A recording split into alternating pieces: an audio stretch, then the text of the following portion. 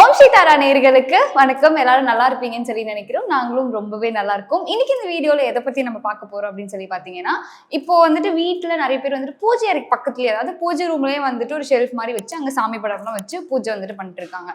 அது ஒரு சில பேர் நல்லதுன்னு சொல்றாங்க, ஒரு சில பேர் அப்பெல்லாம் வைக்கவே கூடாது அப்படின்ற மாதிரி சொல்றாங்க. ஸோ இதுல எது கரெக்ட், எந்த மாதிரி நம்ம பண்ணலாம் அப்படின்றது தான் இந்த வீடியோல நம்ம தெரிஞ்சுக்க போறோம். ஸோ அதுக்காக மம்மியும் வந்தாச்சு.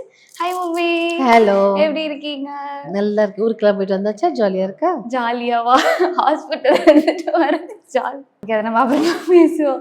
மம்மி, இப்ப நிறைய பேர் பாத்தீங்கன்னா வீட்டுல வந்துட்டு சமையல் அறையிலே வந்துட்டு சாமி படம்லாம் வச்சு பூஜை எல்லாம் வந்துட்டு பண்ணுவாங்க. இது சில பேர் வந்துட்டு நல்லது பண்ணிக்கலாம் அப்படின்ற மாதிரி சொல்லுவாங்க. சில பேர் அப்படி எப்படி பண்றாங்க, அப்பெல்லாம் பண்ணவே கூடாது அப்படின்ற மாதிரி சொல்றாங்க. இதுல நிறைய பேருக்கு வந்துட்டு கன்ஃபியூஷனே இருக்கு. இப்ப இடம் இல்லாதனால நாங்க வந்துட்டு பூஜை ரூம்லயே வந்துட்டு ஒரு ஷெல்ஃப்ல சாமி படம்லாம் வச்சு சாமி கும்பிடுறோம் அப்படின்ற மாதிரி சொல்றாங்க. இதுல எது கரெக்ட், எது தப்பு, எது நம்ம பண்ணலாம்?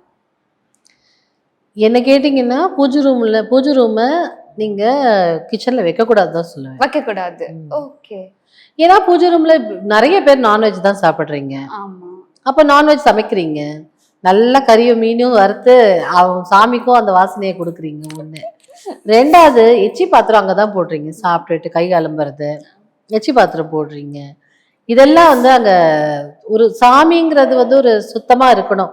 இப்போ சே ஃபார் எக்ஸாம்பிள், நான் வந்து ஒரு 10க்கு 10 ரூமில் தான் இருக்கேன், எனக்கு வேற இடம் இல்லைன்னா ஓகே, உங்களோட சுச்சுவேஷன் அப்படி இருக்கு. பட் நம்ம வந்து எல்லாத்துக்குமே இடம் கொடுக்குறோம். பெட்ரூமுக்கு பெருசாக இருக்கணும், ஹாலில் பெரிய சோஃபா போடுறதுக்கு இருக்கணும், பூஜை ரூம் முதல்ல எங்கேயாவது ஒரு சந்தில் கொண்டு போய் சொருக்கி வைக்கிற மாதிரி இருக்கு. அப்படி இல்லை, அதுதானே மெயின். ஆக்சுவலாக பூஜை ரூம் வந்து வீட்டுல நடுவுல இருக்கணும். நடுவுல இருந்தாதான் அது அதோட வைப்ரேஷன் சுத்தி இருக்கும்.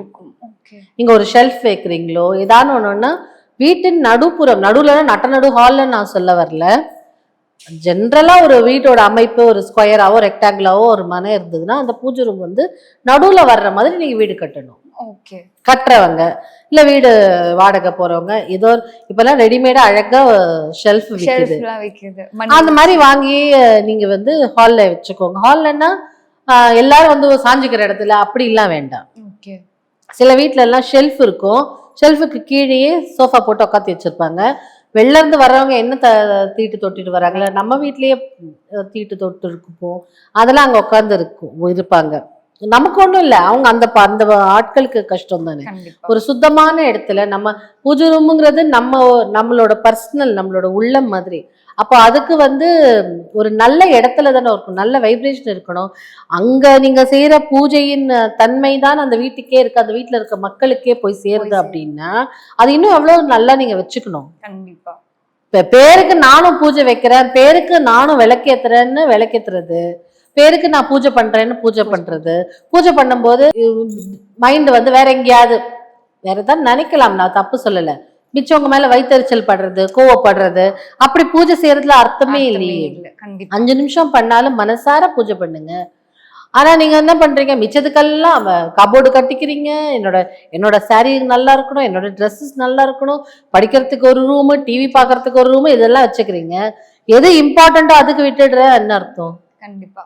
ஸோ இப்போ நிறைய பேர் சொல்றாங்க, நாங்கள் வந்துட்டு ஸ்க்ரீன் போட்டுடுவோம், அதனால வந்துட்டு இப்போ நமக்கு நான்வெஜ் சமைச்சாலும் சரி, நாங்கள் என்ன பண்ணாலும் சரி, ஸ்க்ரீன் போடுறதுனால வந்துட்டு அந்த எந்த ஒரு எஃபெக்ட்டுமே இருக்காது அப்படின்ற மாதிரி சொல்றாங்க. ஸோ அந்த ஸ்க்ரீன் போட்ட எஃபெக்ட் இருக்காதா? வாசனை போகவே போகாதா? நீங்க நல்லா மட்டன் வறுத்து சிக்கன் வறுத்து செய்வீங்க, வாசனை அந்த ஸ்க்ரீனை தாண்டி போகாது இல்ல? கண்டிப்பா போகும். ஸ்க்ரீன் நம்ம போடலாம், எதுக்கு போடலாம்னா இந்த தீட்டு டைம்ல அந்த நிழல் படாம இருக்கணும், நம்ம தொடாம இருக்கணும், அந்த சுத்தத்துக்கு போடலாம். பட் அந்த வாசனைங்கிறது அங்க இருந்துட்டு தானே இருக்கணும். ஒரு க்ளோஸ்டு டோரா இருந்ததுன்னா பெட்டர் இல்லையா, ஒரு பிரைவேட்டா இருந்ததுன்னா பெட்டர் இல்லையா? ஸோ இஃப் உங்களால பணம் கொடுக்க முடிஞ்சு அந்த பூஜை ரூம் கட்ட முடிஞ்சதுன்னா வெல் அண்ட் குட். இல்லைங்க நாங்கள் ரொம்ப ஃபினான்ஷியலி ட்ரபுளாக இருக்கிறோம், எங்களால் இவ்வளோதான் செலவு பண்ண முடியும்னா அந்த பூஜை கபோர்டு வாங்கி க்ளோஸ்டாக வச்சுக்கோங்க. அதுவும் என்னால் முடியலைங்க, எங்களுக்கு சாப்பாடுக்கே வழி இல்லை, நீங்கள் நான் எங்கே பூஜை எப்படி வைக்க போகிறேன் அப்படின்னு சொல்கிறவங்களுக்கு வேணால் அட்ஜஸ்ட்மெண்ட்டாக அங்கே வச்சுக்கலாமே தவிர, but if you can afford, என்னால் பண்ண முடியும், நான் வந்து பூஜைக்குன்னு தனியாக ஒரு இடம் ஒதுக்க முடியும்னா கண்டிப்பாக அதுக்கு தனியாக ஒதுக்கி பண்ணுறது தான் நல்லது. ஓகே.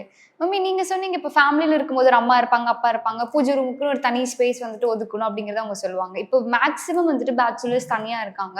அவங்களுக்கு இந்த மாதிரி ஒரு அவேர்னஸே இல்ல. நம்ம வந்துட்டு பூஜைக்குன்னு ஒரு ஸ்பேஸ் வந்து குடுக்கணும் அப்படின்ற ஒரு அவேர்னஸே வந்துட்டு அவங்களுக்கு இல்லவே இல்ல.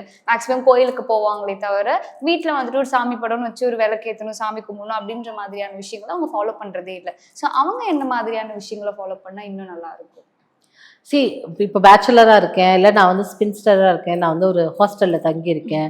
எனக்கு வந்து நாங்கள் 2 பேரும் ரூம் ஷேர் பண்ணிக்கிறோம். அந்த மாதிரி இருக்கிறம்போது, ஆனால் எனக்கு அதை பூஜை பண்ணணும், எனக்கு கடவுளுக்கு ஒன்று இருக்கணும் அப்படின்னு நினைக்கும்போது ஆல்டர்னு சொல்லுவாங்க, சின்னதாக இருக்கும். ஓகே. ஒரு உடன் ஸ்டாண்டோ இல்லை உங்களோட ஸ்டடி டேபிள் மேலேயோ ஒரு பக்கமாக மேலே ஒரு ஷெல்ஃப் மாதிரி போட்டு வச்சுட்டிங்கன்னா, அங்கே உங்களுக்கு தேவையான அம்பாள் பிக்சரோ இல்லை உங்களோட இஷ்ட தெய்வமோ பூ வச்சு ஒரு ஒரு ஊதுவத்தி டெய்லியே நீங்க ஒரு ஏற்றி வச்சா கூட உங்க மனசுக்கு ஒரு ஆறுதலா இருக்கும் இல்லையா?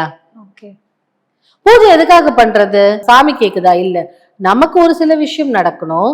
நம்மளோட மனசாந்திக்கு, நம்மளோட பீஸ்ஃபுல்னஸ்க்கு நமக்கு ஒரு ஒரு விதமா நம்மளுக்கு கடவுள் இருக்கிறாரும் ஒரு தைரியம் கொடுக்கறது நமக்கு ஒரு கான்ஃபிடன்ஸ்க்கு தான் செய்யறோம். நீங்க ஒன்றும் பெரிய ஃபேவர் பண்ணல அவங்களுக்கு பூஜை பண்ணி இல்ல.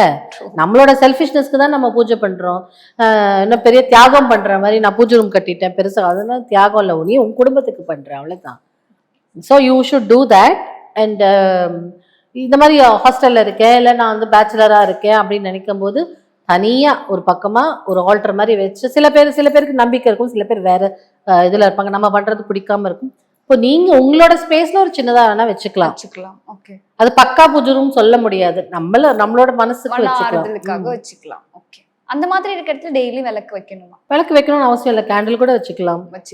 Okay. Thank you so much mummy. ஏன்னா வந்துட்டு எல்லாருக்குமே இந்த டவுட்ஸ் இருந்தது. ஏன்னா மேக்ஸிமம் எனக்குமே வந்துட்டு இந்த மாதிரிலாம் டவுட் இருக்கும். நம்ம வீட்டுல இல்லையே வெளியே இருக்குமே, எப்படி வந்துட்டு ஒரு பூஜை ரூம் வந்துட்டு வைக்கலாமா இந்த மாதிரி இடத்துலலாம் அப்படின்ற மாதிரியான டவுட்ஸ் எனக்குமே இருந்திருக்கு. ஸோ எனக்கு வந்துட்டு கிளாரிஃபிகேஷன் கிடைச்சிச்சு. என்ன மாதிரி யோசிச்சுட்டு இருந்த நிறைய பேருக்கு வந்துட்டு ஒரு கிளாரிட்டி கிடைச்சிருக்குன்னு சொல்லி நினைக்கிறோம். ஸோ இன்னும் இந்த மாதிரி நிறைய வீடியோஸ் பார்க்கறதுக்கு மறக்காம ஓம் ஸ்ரீ தாரா யூடியூப் சேனலை சப்ஸ்கிரைப் பண்ணிக்கோங்க. இன்னொரு வீடியோவில் பார்க்கலாம். Until it's by from Thenmozhi. Bye.